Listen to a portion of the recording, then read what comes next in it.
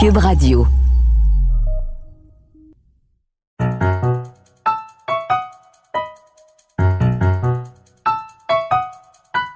Ici Mathieu Bock-Côté et bienvenue aux Idées mènent le monde.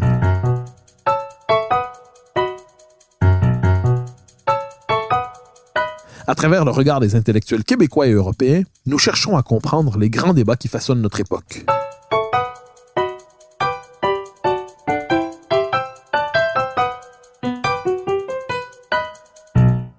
On cherchera longtemps à comprendre ce qui est arrivé aux sociétés qui ont traversé pendant 1 an et demi le confinement, ou plus exactement les confinements à répétition. Les historiens nous éclaireront, mais la parole des philosophes sera aussi particulièrement éclairante, car ce sont les coordonnées fondamentales de l'existence humaine qui ont été altérées par cette expérience improbable. Autrement dit, la philosophie pourrait nous servir de boussole pour méditer sur cette expérience. Et c'est justement ce que nous propose le philosophe Louis-André Richard dans son nouveau livre, La boussole du confiné, un ouvrage très original, très personnel, aussi, où il dévoile l'époque et se dévoile. Louis-André Richard, bonjour. Bonjour, Mathieu Bock-Côté. Alors, c'est un thème qui est présent dans votre livre, mais c'est aussi dans le titre. Donc, pourquoi la référence de la boussole du confiné? Alors, écoutez, c'est très incarné, cette référence. Il s'agit en fait d'un petit livre de réflexion sous forme de chapitres très, très courts. Et le titre est une façon de rendre hommage à un des derniers ouvrages du philosophe Jean d'Ormesson, qui avait écrit il y a quelques années Le Guide des égarés. Et c'était une petite plaquette dans laquelle il développait, à raison d'une centaine de thèmes, des réflexions d'une page, 3/4 de page, 1 page et demie. Et c'est un peu dans le même élan que mon éditeur, les presses de l'Université de Laval, m'ont proposé le même exercice. Alors, la boussole du confiné, clin d'œil au guide des égarés, et l'image de la thématique. La boussole, c'est l'instrument qui nous sert à garder l'orientation, à ne pas perdre le nord. Et il me semble évidemment que la pandémie que nous venons de traverser offre 1000 occasions de se désorienter, de vivre des moments particulièrement difficiles. Alors j'ai voulu, encore là, sans aucune prétention, livrer au lecteur une centaine aussi de petites occasions, de thèmes qui font tous des clins d'œil au confinement et qui permettent, j'espère en tout cas, de fournir des occasions de réflexion personnelle. Alors, vous proposez une réflexion dans cet ouvrage sur le confinement comme expérience inédite à cette échelle, c'est le moins qu'on puisse dire. Vous cherchez à voir ensuite de quelle manière le confinement peut interpeller différentes expériences de la vie. Vous lisant, je me suis demandé à quelques reprises si vous ne parliez pas davantage, vous me pardonnerez cette séquence, mais du premier confinement que des confinements qui ont suivi. C'est-à-dire le premier confinement, on lui trouvait presque pendant quelques jours, quelques semaines peut-être, des vertus poétiques. On se disait c'est l'occasion d'arrêter, de redéfinir notre rapport à la vie, de se demander qu'est-ce qui est essentiel pour nous, de se demander où nous en sommes, de se demander si à travers cette vie au ralenti, il n'était pas possible de renouer avec l'essentiel.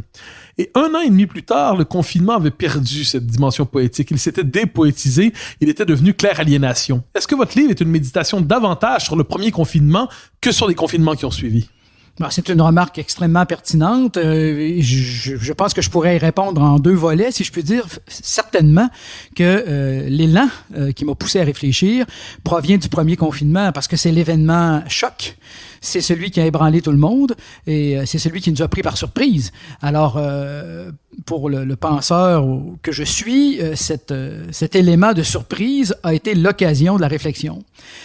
C'est vrai aussi que la succession des confinements, je parle du 2e, puis pour parler aussi jusqu'à un certain point du 3e, nous a fait découvrir l'aspect peut-être, nous a fait atterrir de manière plus profondément dans la tragédie, si je puis dire. Mais au long de l'évolution de la chose, la prétention de mon petit livre, c'est de montrer que la condition humaine, la condition anthropologique est une condition de confiné. Or, le confinement comme événement historique sert de prétexte à explorer quelques voies de réflexion sur la condition humaine. Le premier texte auquel j'ai réfléchi, qui apparaît pas nécessairement en premier dans le livre, c'est autour de l'allégorie de la caverne de Platon. parce que je suggère que la vision anthropologique de Platon, c'est de présenter la condition humaine, de présenter la nature humaine comme un être humain, être confiné dans une caverne, confiné à l'intérieur de soi-même, confiné surtout en raison de nos préjugés, des idées reçues, et la tentative philosophique, c'est d'en sortir. C'est de se libérer de ces idées dont on a hérité par l'éducation familiale, l'éducation sociale, et arrive le moment, espère Platon, où nous allons nous libérer, nous affranchir de ce qui nous a été imposé par le milieu pour faire le choix d'opinions, en fait, je dirais plutôt de connaissances qui sont mûrement réfléchies et qui sont nôtres désormais. Alors, vous êtes philosophe, vous êtes professeur de philosophie, les deux titres se recoupent sans être les mêmes. Et les philosophes sont très présents dans votre ouvrage. On croise Nietzsche, on croise Machiavel, on croise Socrate, évidemment, on croise Platon, on en croise plusieurs autres. Si je devais, entre tous ces auteurs, vous avez déjà évoqué Platon, mais si on devait, parmi ces auteurs, Platon mis à part, puisque vous venez de l'évoquer, évoquer celui qui permet le mieux de penser l'expérience du confiné. Et il y en a d'autres que j'ai pas évoqués, mais qui sont présents dans votre livre. Est-ce que l'un d'entre eux s'impose pour vous? Est-ce que parmi tous ces philosophes, l'un d'entre eux permet de mieux comprendre intimement l'expérience du confiné? Je vais répondre très spontanément, c'est Solzhenitsyn. Parce que Solzhenitsyn a vécu l'enfer du goulag. Il a écrit cet ouvrage qu'à mon humble avis, on doit lire une fois dans sa vie, L'archipel du goulag. Et à la fin du 2e tome, il a cette formule, et dans l'œuvre manuscrite, c'est écrit en lettres capitales, « Béni es-tu prison ».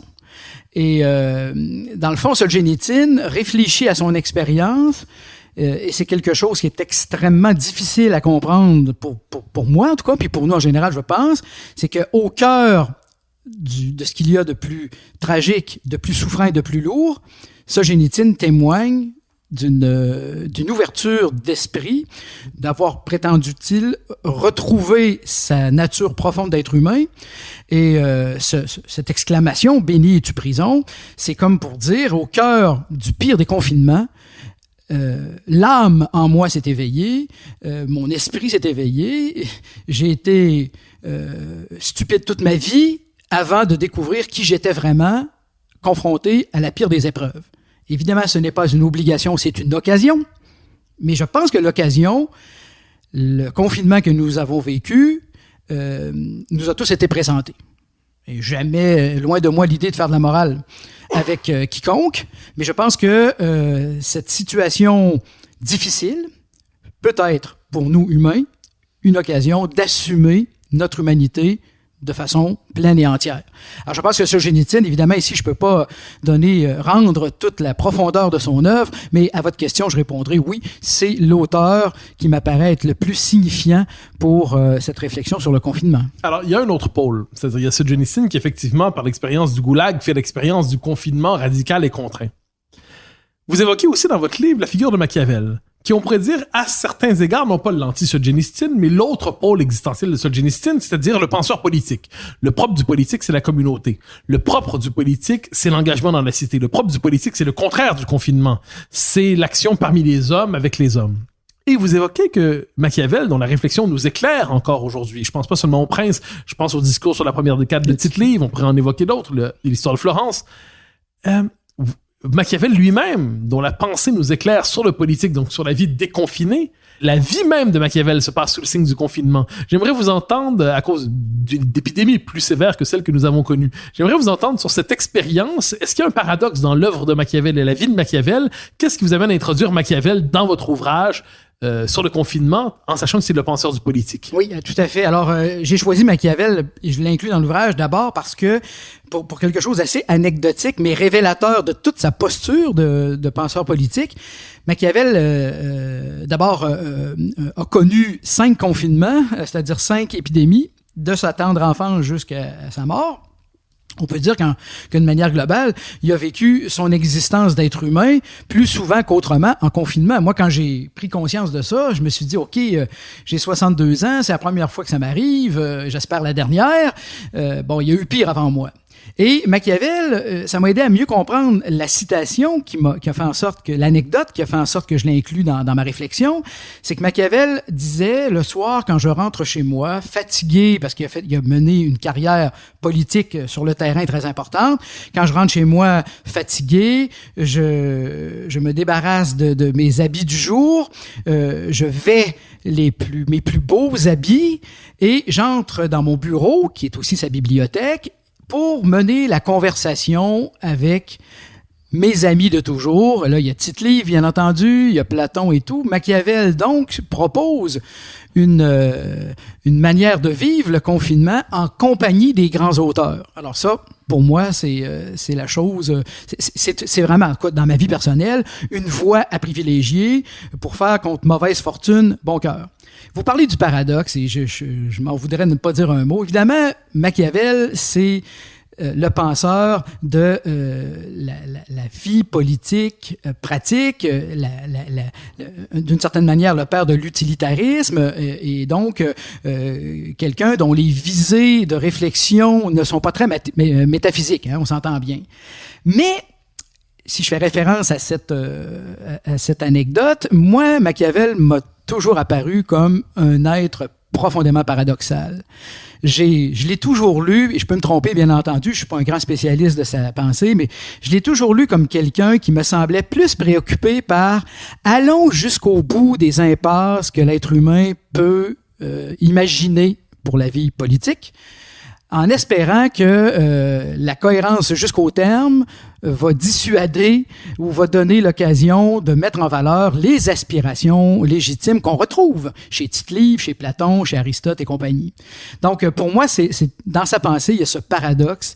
Il n'y a pas de réponse absolue à ça. Il y a des interprètes qui vont dans tous les sens. Mais moi, j'aime à penser que finalement, Machiavel, jusqu'à un certain point, est plus près des anciens que l'élan qu'on lui attribue d'avoir donné à la politique jusque dans ses ressorts les plus pratico-pratiques. Alors, vous l'évoquez, le confinement était l'occasion d'une activité philosophique, c'est-à-dire la possibilité de renouer avec la part intime de l'existence, avec la verticalité de l'existence, comme vous évoquiez avec Genistine. Est-ce qu'on peut néanmoins dire, et c'est présent dans votre livre, mais j'ai pas l'impression que c'est la pente dominante, mais peut-être est-ce que de ce point de vue, c'est ma sensibilité qui entre en contradiction avec la vôtre, est-ce qu'on peut dire que c'était aussi une mutilation? C'est-à-dire que le confinement, la vocation de l'être humain, sauf pour ça, vous évoquez d'ailleurs la figure de l'expérience des moines, vous évoquez la tradition tibétaine, je ne me trompe pas, mais pas la seule. Ouais. Donc, vous évoquez le fait que certains hommes s'accomplissent dans l'isolement, dans la méditation. Est-ce qu'on peut dire que pour l'immense majorité d'entre nous, l'existence se dévoile au contact des autres, de l'amitié, se dévoile au contact des 1000 rencontres? Est-ce que, de ce point de vue, le confinement n'était pas aussi, bien que ce soit une occasion pour le philosophe de renouer avec la philosophie dans ce qu'elle est de plus exigeant, est-ce que pour le commun des mortels, c'était pas une immense violence? Ah ben, bien entendu. Bien entendu. Je serais le plus désolé des hommes de voir que j'aurais pu donner l'impression que le confinement était en soi une bonne chose. C'est pas exactement ça, là. Et l'autre chose aussi...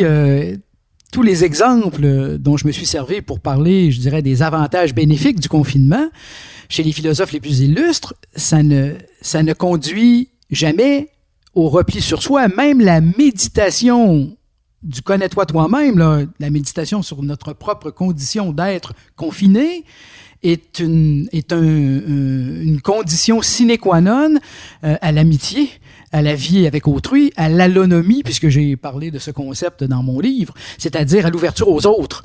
C'est paradoxal, ça aussi, mais je pense que personne ne devient vraiment lui-même si ce n'est quand il sent des liens avec autrui. Alors, bien entendu, j'ai fait allusion aussi dans un des chapitres, moi je m'inquiète de l'effet du confinement sur les enfants. Sur leur avenir.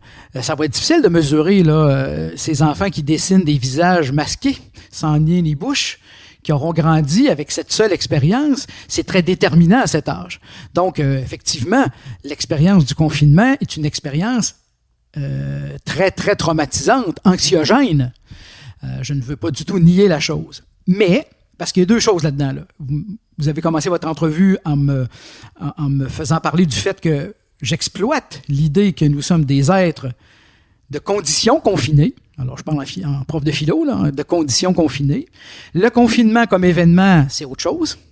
C'est une occasion, je répète, sans être nécessairement une obligation. Et si vous me permettez de revenir vite sur Solzhenitsyn, quand on lit L'archipel du Goulag, le chapitre où il est question de bénite prison, il est la fin d'un chapitre qui s'appelle Élévation, et l'autre qui suit, c'est Dépravation, si je me souviens bien.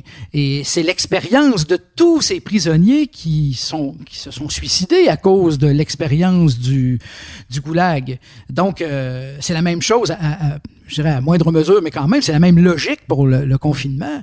Je suis professeur, quand j'ai donné mes cours, il y avait des étudiants pour qui c'était très clair, à qui je disais, pense-y comme il faut, c'est peut-être préférable que tu ne fasses pas le cours, parce que ce sont des conditions, celles de l'enseignement avec Zoom et tout, ce sont des conditions difficiles, qui sont pas des conditions normales pour l'acte pédagogique. Alors peut-être que certains savent s'accommoder, puis vont en tirer vraiment du bien. Pour d'autres, c'est peut-être préférable de s'abstenir, puis c'était le cas, là, en se disant, quand les choses vont revenir à la normale, ce sera le temps là, de reprendre des choses, et bon, j'aspire à ça, puis j'ai bien hâte là, de retrouver le contact humain qui est absolument primordial. Alors, le confinement comme événement qui nous oblige, comme événement nécessaire par la pandémie, est une occasion de libération de soi-même. Mais la libération de soi-même, ou enfin le fait d'assumer notre humanité, ça passe par autrui. Nécessairement, nous sommes des animaux sociaux.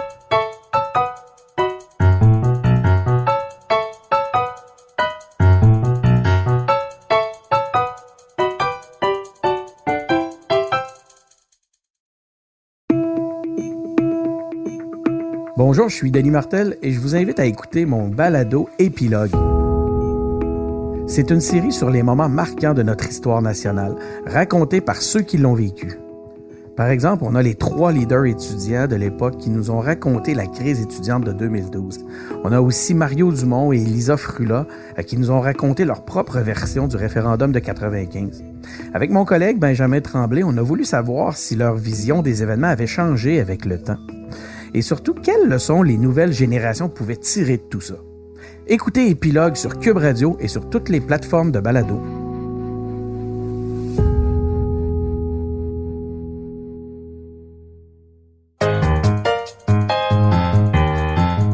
Alors, vous évoquez dans votre livre, et c'est peut-être un des passages les plus personnels, bien que ceux qui vous connaissent de près ou de loin savent que c'est une présence c'est une rencontre que vous avez eue dans votre vie. Vous avez une très belle phrase, je la dis de mémoire, mais l'occasion fait le compagnon. Oui, c'est-à-dire, oui. En gros, les amitiés naissent de circonstances. Et on a souvent cette formule, il y a des vieux amis d'enfance, il y a des amis d'université. Il fut un temps où on avait des amis de l'armée. On a des amis du temps de notre engagement dans un parti politique si on était militant. Il y a des engagements sous le signe du travail. Bon. Et il y a des engagements où vous animez la vie intellectuelle à Québec, mais pas seulement, vous multipliez les ouvrages, et vous avez créé une occasion sous le signe de Saint-Augustin, avec Gérard Depardieu. Alors, j'aimerais vous entendre, et ce sera pas une parenthèse dans notre entretien, je pense que c'est une illustration. Oui. Mon sentiment, c'est que le confinement a été une des premières victimes du confinement, quoi qu'on en dise, c'était l'amitié. Les conditions élémentaires pour que l'amitié s'exerce, c'était décomposé. L'amitié peut pas se passer sur Zoom, quoi qu'on en dise. C'est ça, oui. Et vous évoquez discrètement, peut-être trop discrètement d'ailleurs, parce que c'est quelque chose d'important. Votre rencontre avec Depardieu, l'occasion de votre rencontre avec Depardieu, le prétexte de votre rencontre avec Depardieu, les suites de votre rencontre avec Depardieu. Dites-nous en davantage, si je peux me permettre, sur cet épisode, sur cette occasion que vous évoquez sous le signe de Saint-Augustin, parce que je crois que pour nos auditeurs, ce sera quelque chose de tout à fait passionnant. Oui, tout à fait. Alors, je peux pas tout raconter parce que l'émission est un format trop court, mais si je peux dire, pour aller directement à la chose, cette rencontre, avec Gérard Depardieu, s'est fait sous le signe pour reprendre les mots de Machiavel emprunté à Aristote, sous le signe de la noblesse d'esprit.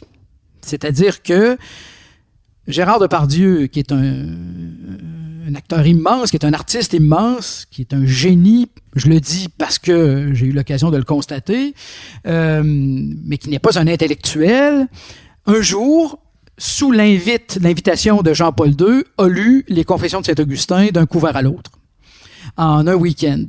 Et moi, ma mon orientation de carrière vers la philosophie, vers l'enseignement de la philosophie, est née essentiellement de la rencontre avec cette œuvre, recommandée par un professeur de l'école où j'allais, et je l'ai lu d'un couvert à l'autre dans un week-end à 17 ans. Et j'ai vite compris, puisque c'est allé dans la presse, les impressions que Gérard Depardieu avait eues de cette lecture, que nous avions vécu une expérience intellectuelle, spirituelle, humaine, profonde, et la même. Puis j'avais eu l'occasion aussi de me rendre compte que j'étais pas seul non plus dans mon entourage à avoir eu ce choc à la rencontre de l'œuvre de Saint-Augustin, puis particulièrement des Confessions. Alors, je dirais ça, c'est le lien d'une amitié qui est fondée sur la noblesse d'esprit, disait Machiavel, c'est-à-dire que le motif de la rencontre dépend d'une œuvre. Et je vais passer tous les détails parce qu'il y a des circonstances absolument hallucinantes. Ça pourrait faire l'objet d'un livre au complet. Mais Gérard Depardieu est venu à Montréal pour présenter ses vins et puis pour tourner dans un film qui s'appelait Nouvelle-France. Et moi, j'avais déjà eu l'occasion, par diverses entremises, d'entrer en contact avec lui. Et il m'avait dit, écoute, on va faire ça bientôt. On va faire quoi? Excusez-moi, oui, c'est vrai, il faut que je le dise. Une lecture publique d'extraits des Confessions de Saint-Augustin. Parce que la lecture que Depardieu a fait de Saint-Augustin l'a mené assez rapidement à l'idée formidable de dire le texte en public pour inviter ceux qui l'entendent à lire par la suite. Ça, c'était son initiative. Il avait rencontré André Mandouze, qui est décédé aujourd'hui, qui était un grand philosophe spécialiste d'Augustin. André Mandouze avait guidé Depardieu dans sa démarche et Depardieu avait, à Notre-Dame de Paris, en Algérie, à Bologne, avec le regretté Umberto Eco, ils avaient fait des lectures publiques. L'acteur Depardieu proclamant les textes et les professeurs de philosophie respectifs donnant un peu le sens l'interprétation et des lignes pour que l'auditeur comprenne. Alors, c'est cet événement qu'on a reproduit à Montréal à la fin novembre de 2005. Et c'est un homme qui a été d'une générosité extraordinaire à mon égard. Il a profité de son voyage à Montréal destiné à la vente des vins pour dire aux organisateurs qui payaient la chose, vous devez trouver une soirée pour permettre à Louis André de créer cet événement auquel je me prête. Alors, j'ai eu une pratique, c'était vraiment un événement extraordinaire. Et c'est là que j'ai pu apprécier le fait que ce qui nous unissait, parce que une fois l'événement terminé, j'ai eu quelques occasions de lui reparler, mais c'est une amitié qui était une amitié d'un moment, d'une circonstance. Hein. Alors, dans le livre, je profite de l'occasion de l'idée de la compagnie des cadets de Gascogne, puisque Gérard Depardieu incarnait Cyrano de Bergerac, et je m'amuse à dire que nous étions, l'espace d'un temps, des cadets d'Hippone, Hippone étant la cité d'où vient Saint-Augustin. Alors, je vous relance sur ça parce que c'est un élément qui me semble central. C'est la question de l'amitié. Alors, c'est probablement une question qui hante l'histoire de la philosophie, et je vous sors un peu de votre livre, mais ça nous y ramène, n'en doutez pas un instant. Je pense à un très beau livre d'Alan Bloom, dont vous êtes un lecteur aussi, L'amour et l'amitié. Oui. Et alors, l'amour, la méditation sur l'amour est une méditation qui est au cœur de la philosophie, est au cœur de la littérature. L'amitié est peut-être un peu moins présente, peut-être un peu moins présente, comme si, et plus, j'ajouterais peut-être encore plus au Québec, où nous ne savons pas exactement que faire de cette relation. Elle est présente, mais nous ne savons pas exactement qu'en faire. Est-ce qu'on peut dire, et là je vous pose la question très directement, sous le signe de l'expérience du confinement, est-ce qu'on peut dire que l'amitié a été la grande victime du confinement, la grande victime de l'épidémie, ou est-ce qu'en dernière instance, c'était une mise entre parenthèses, mais elle est appelée à renaître? Mais est-ce qu'on peut dire qu'elle a été vraiment abîmée par cette expérience? Oui et non. Parce que vous faites bien de relancer le thème. Moi, c'est un thème qui m'est extrêmement cher. Et le fait de poser la question dans ces termes-là, c'est très intéressant. Est-ce que ça a été abîmé? Oui, nécessairement. Pour la raison que nous sommes des animaux sociaux. Maintenant, quand on réfléchit à la question de l'amitié, quand on y réfléchit de manière philosophique, je n'ai jamais rien trouvé de plus éclairant que la distinction aristotélicienne sur le sujet. En fait, au niveau des motifs. Et Aristote, c'est un homme à la pensée très pragmatique. Il disait, dans le fond, quand on utilise le mot « ami », dans toutes les circonstances qui sont celles que l'on connaît, il dit essentiellement, on désigne 3 types de relations. Il y a les gens qu'on appelle amis, à l'occasion de plaisirs partagés. On a des amis, on les appelle comme ça, très, très simplement, parce que on aime bien aller faire du ski ensemble. On aime bien aller manger au restaurant ensemble. C'est très bien, c'est de l'amitié. Ensuite, il va dire, il y a un autre motif qui est ce qu'il appelle l'utile. C'est-à-dire que c'est la même chose que ce que je viens de dire, mais là, le motif diffère, c'est-à-dire que c'est du bon voisinage, je vais te prêter ma tondeuse, tu me prêtes ton coupe-haie, puis ça génère, c'est pas de l'amitié avec un grand A, mais ça génère des relations amicales, et puis ça peut même aller jusqu'à, je t'invite à souper chez nous un samedi, bon voisinage. Beaucoup au travail, dans le même bureau, c'est plus agréable d'être dans un bureau d'avocats où les avocats entre eux sympathisent, mais la raison d'être de leur lien humain, c'est l'utile. On a des mandats à faire ensemble, je t'aide, tu m'aides, puis voilà. La thèse d'Aristote, c'est que ces deux types d'amitiés, ce sont des amitiés, c'est très fondamental, ne survivent jamais aux motifs qui les voient apparaître. L'amitié fondée sur le plaisir, il dit c'est très adolescent dans son livre, dans l'Éthique à Nicomaque, puis c'est vrai. Moi, j'ai des amis, je les appelle amis encore, d'anciens confrères de l'école où j'étais au secondaire, quand je les ai perdus de vue, puis que je les revois 40 ans plus tard, je vous jure, quand je les ai revus à la dernière amicale d'anciens qu'on a eue, c'est comme si nous ne nous étions jamais quittés. Or, nous sommes quittés pendant 40 ans. C'est-à-dire que j'ai pas pris le téléphone, eux non plus, mais on a repris la relation là où on l'avait laissée. Le confinement, par rapport à ce genre d'amitié, ça fait nécessairement le même effet. On est content de revoir les gens, et puis il n'y a pas d'inimitié entre les deux, mais on n'a pas fait d'effort spécial pour cultiver le lien. Avec l'intérêt, c'est pareil. Je suis dans le bureau, ça va bien, mais c'est possible que si je change de bureau, je vais changer d'amis aussi, sans pour autant dire ceux que j'ai quittés sont des ennemis, pas du tout. Ces deux types d'amitié très fondamentales et très communes, c'est pour mettre en valeur l'amitié, je disais tout à l'heure, fondée sur la noblesse d'esprit, l'amitié véritable. Et les pages d'Aristote là-dessus sont indépassables. Moi, je m'en nourris très régulièrement. C'est cette idée que là, le motif, dans les textes anciens, il va dire c'est la vertu, c'est la qualité morale qui anime les amis l'un envers l'autre. Mais si dans les deux premières sortes d'amitié que j'ai décrites précédemment, c'est le motif qui fait le lien, dans l'amitié fondée sur la noblesse d'esprit, le lien, c'est l'autre. C'est l'autre pour lui-même. Et j'aime l'autre, c'est mon premier souci. Et le premier souci de l'ami, c'est moi-même, c'est son ami. Ce qui crée un espace de gratuité absolue. Et ça résiste à toutes les pandémies.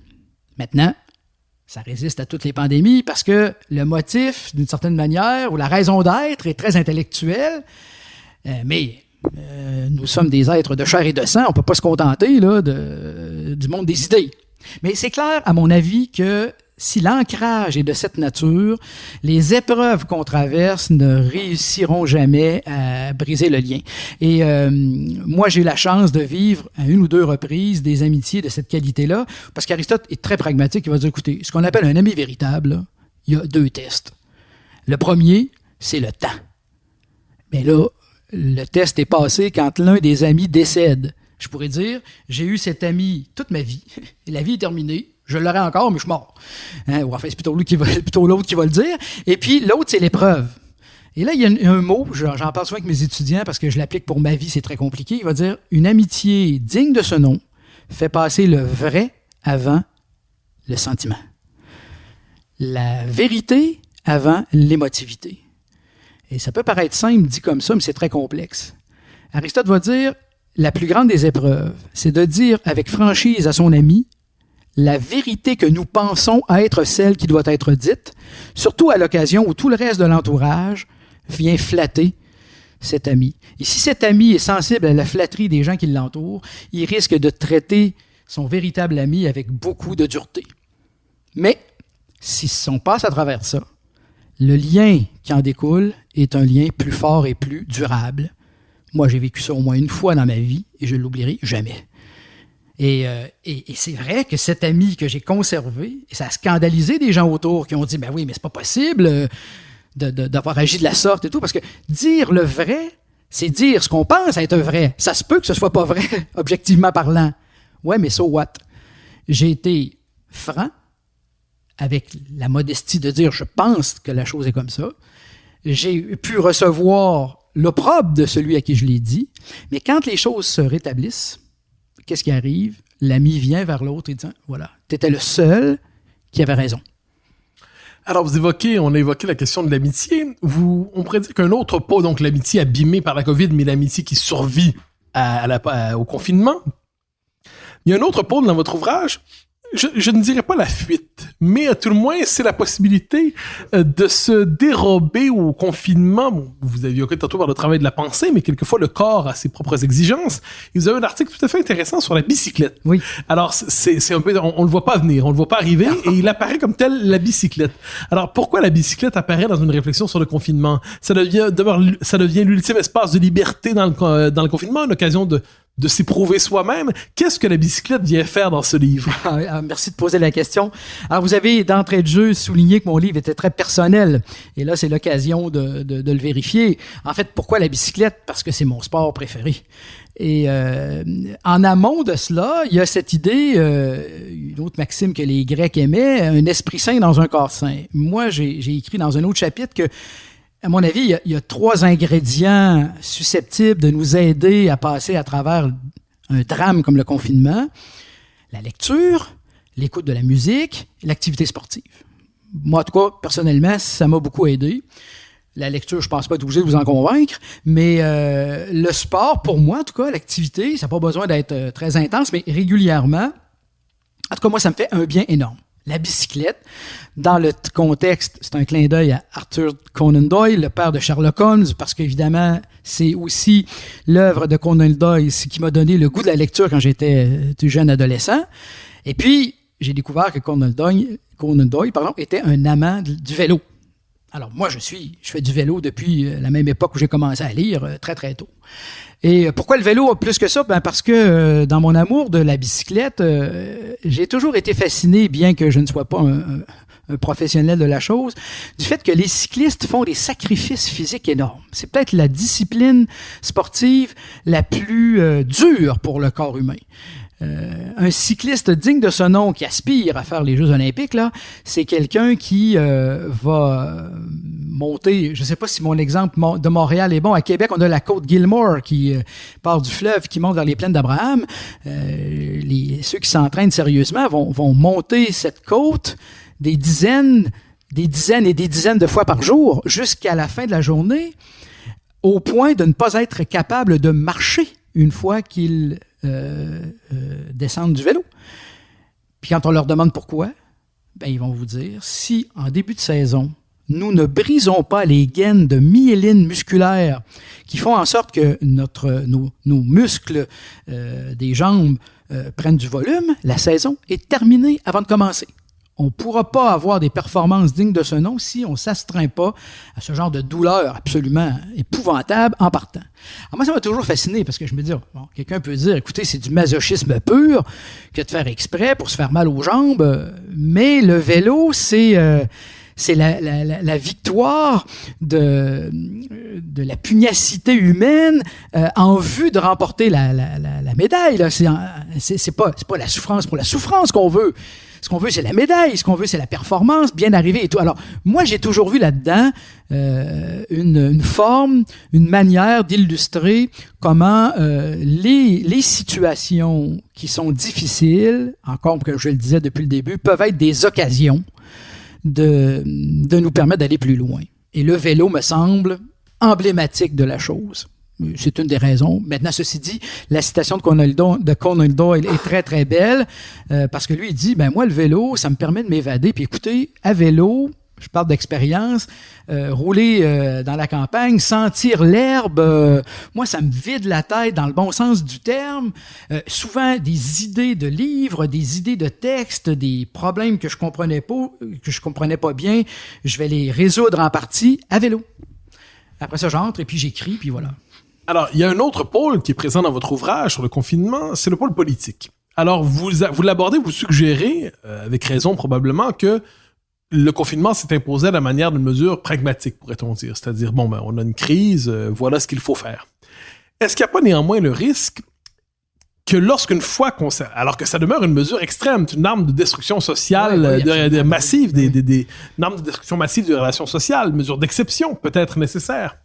Est-ce qu'il n'y a pas néanmoins le risque, lorsqu'on accepte une telle politique, aussi exceptionnelle soit-elle, qu'on finisse par s'y habituer? Est-ce que le politique, lorsqu'il fait l'expérience de l'ampleur de son pouvoir possible, n'a pas tendance à le normaliser? Est-ce que ce qui s'est imposé au nom de la prudence, au nom du bon sens, au nom de l'urgence, ne risque pas de s'imposer? Et est-ce que finalement, la bête humaine ne risque pas de s'habituer aussi à ce nouveau régime qui promet la sécurité maximale, qui est une aspiration présente dans l'âme humaine? Est-ce que c'est pas un autre pan de cette réflexion sur le confinement? Je la crois présente dans votre livre.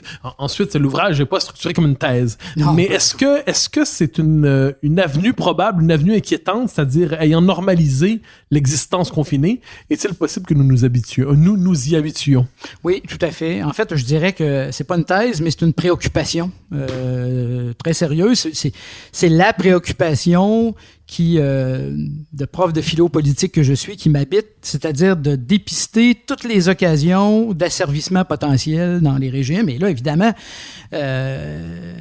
l'occasion du confinement, je dirais même sans malice de la part des dirigeants, peut être une porte ouverte à une forme d'abêtissement, là.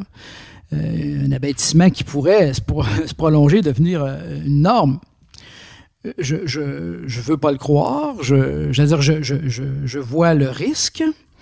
Je crois pas qu'il y ait, mais encore là, moi je fais pas de politique active, là, d'une malveillance chez ceux qui nous dirigent. Non, mais je parle pas de malveillance.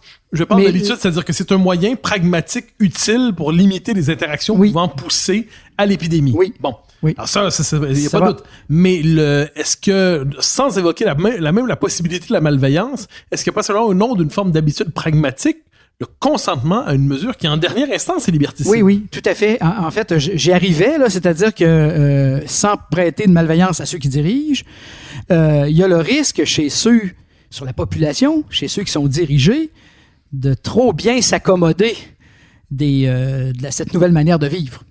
Alors, après une pandémie, je dirais, il y a deux risques exacerbés possibles.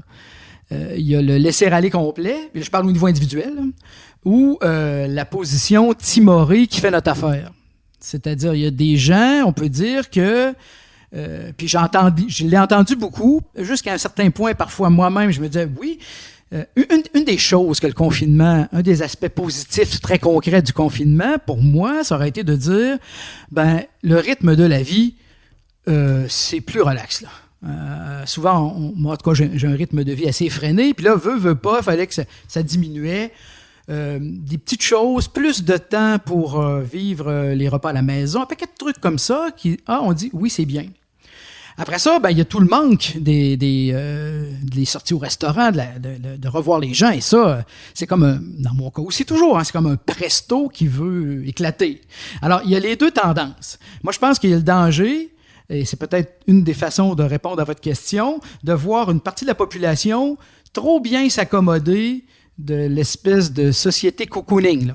Et pour ces gens-là, ça va être une façon de dire, donnez-nous on va bien vivre avec toutes les restrictions, on n'en demande pas plus. Et l'autre aspect, comme on l'a vu aussi dans d'autres tendances, c'est de dire, là, maintenant que c'est derrière nous, tout explose, et cette espèce d'explosion, on s'en dire que c'est de l'anarchie, il y a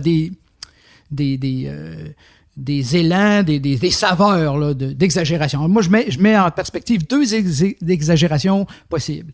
Et j'ai toujours dit, je pense toujours et je crains toujours que la démocratie dans laquelle nous sommes inscrits, que nous devons protéger, que nous devons bien aider à s'épanouir, court toujours le risque de la dictature de l'intérieur, c'est-à-dire où chaque démocrate devient le tyranno d'une tyrannie qu'il s'inflige à lui-même. Et il me semble, si j'ai bien compris la manière dont vous amenez la question, que là, il y a un danger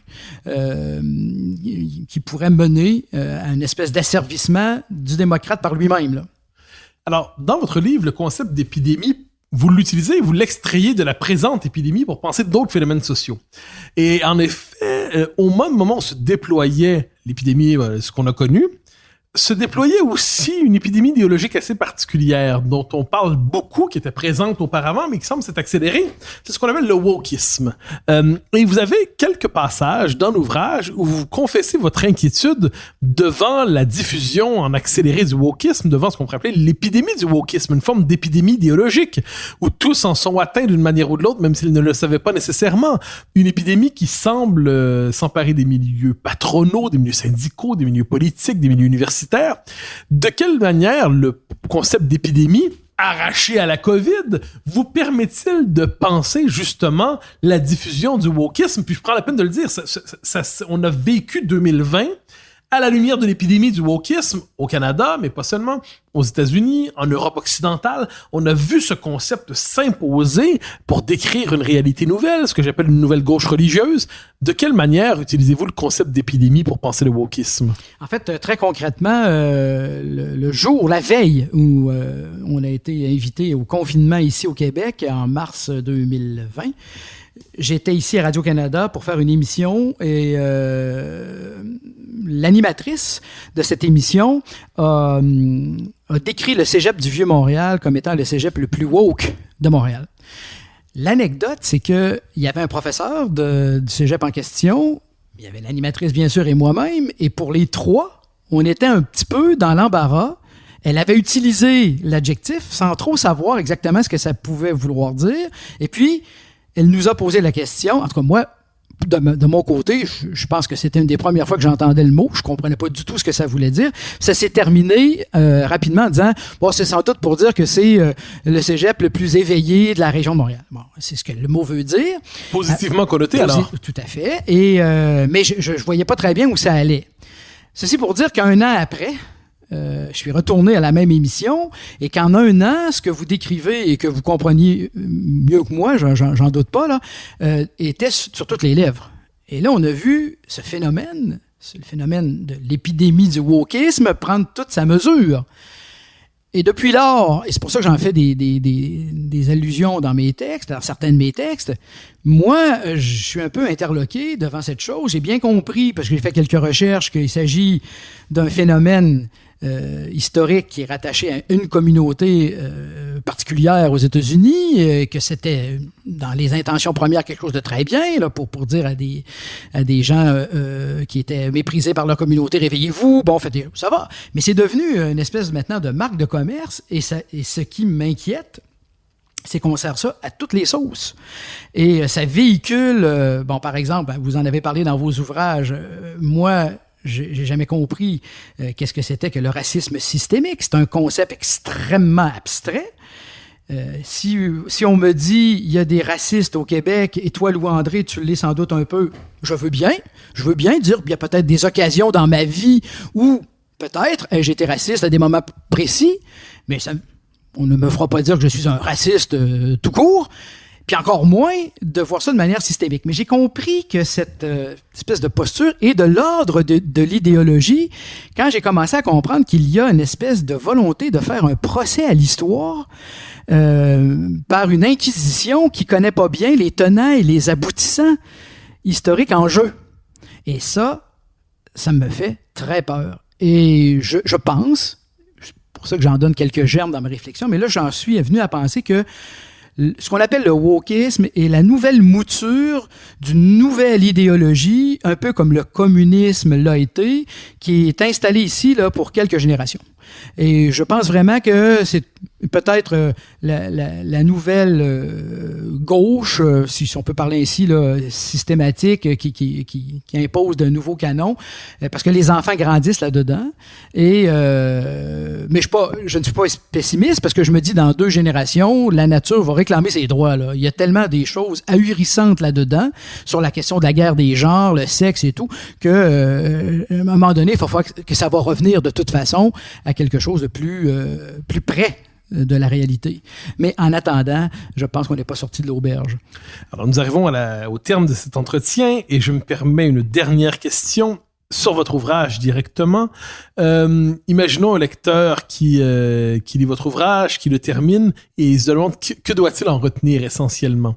Parce que c'est un ouvrage que, je l'ai dit, est dispersé en une série de réflexions, c'est une série de petits chapitres, oui. Bon. Mais le lecteur se dit, mais tout ça est tout à fait passionnant, que doit-il néanmoins en retenir, s'il devait en retenir une leçon de ces nombreux articles sous le signe du confinement? Le meilleur, c'est l'intérieur. Le meilleur, c'est l'intérieur. Ça m'apparaît être la ligne qui donne le ton à tout le reste.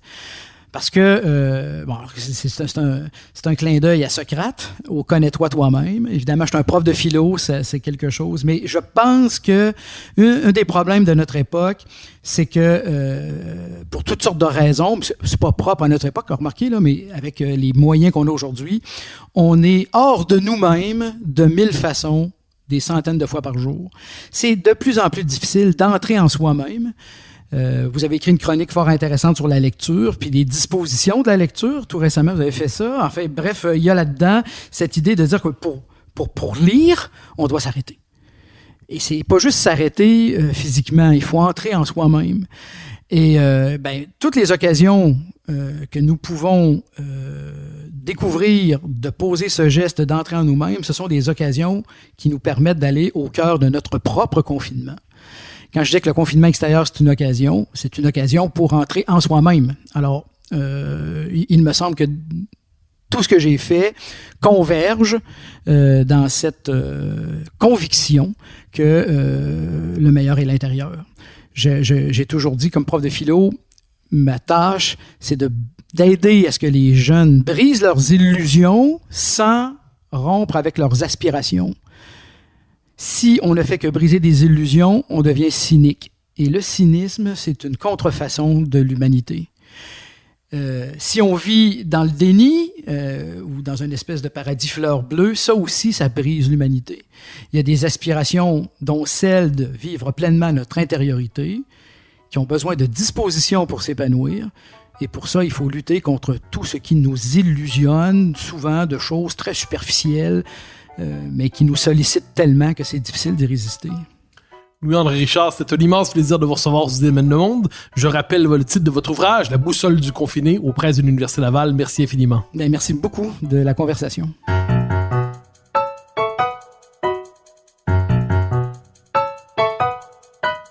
Chers auditeurs des Idées mènent le monde, vous pouvez partager les épisodes que vous aimez sur vos réseaux sociaux. Cela nous donne à chaque fois un fier coup de main pour faire découvrir le balado. Aussi, si vous écoutez sur une autre plateforme que Cube Radio, laissez-nous un commentaire. C'est encore une fois un geste qui nous permettra de faire connaître la série au plus grand nombre. D'ailleurs, merci à vous d'être à l'écoute. Vous pouvez me suivre sur Twitter et sur Facebook. Vous pouvez également lire mes chroniques chaque mardi, mercredi, jeudi et samedi dans le Journal de Montréal. Vous pouvez aussi me suivre à la Joute sur LCN, ainsi qu'à l'émission de Richard Martineau à Cube Radio. Recherche et animation. Moi-même, Mathieu Bock-Côté. Montage et réalisation, Anne-Sophie Carpentier. Une production de Cube Radio.